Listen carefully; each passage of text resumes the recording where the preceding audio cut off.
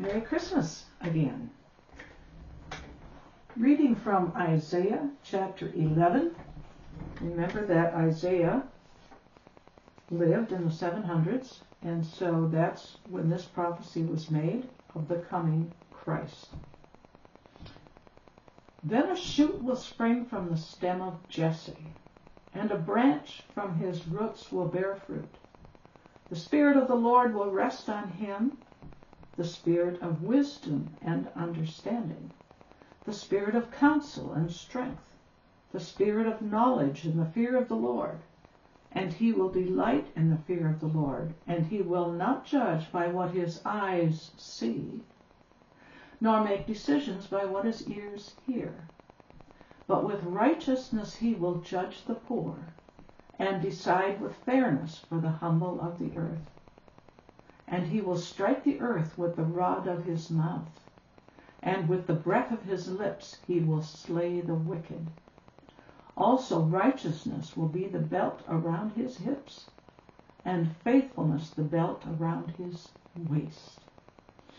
So we want to take just a little bit of a look here.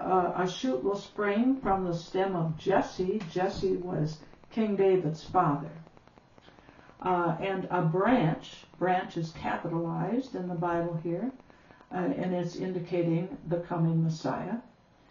And a branch from his roots will bear fruit. Okay. So the Spirit of the Lord will rest on him, and you notice that it mentions what the Spirit would look like on this Messiah.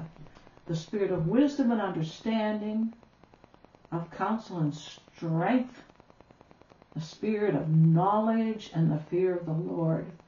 And he'll delight in the fear of the Lord.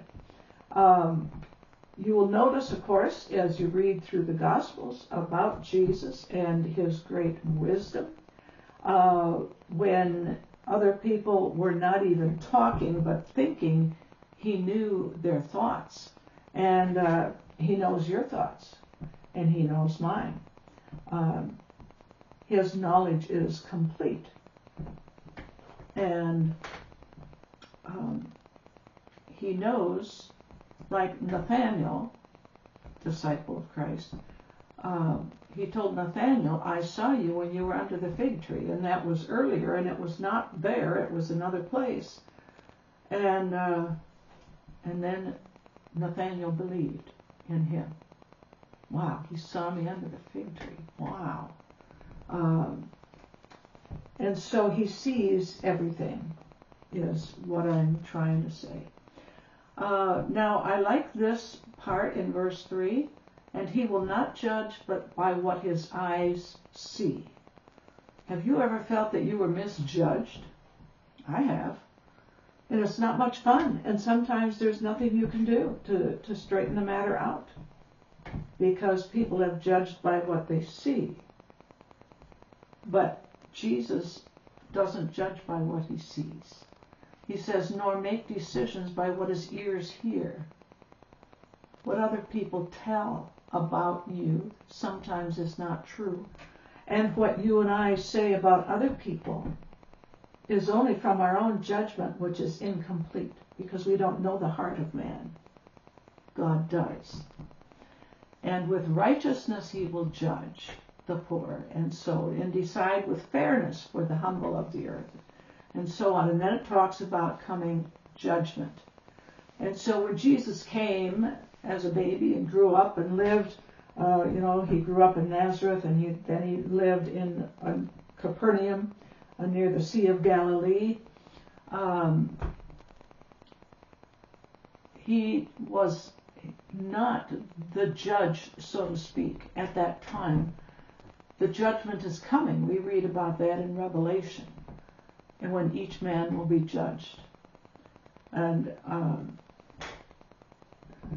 the judge, you have judges today around the world that make mistakes when they hit their gavel, and the judgment has been wrong. But they've done the best they could, sometimes.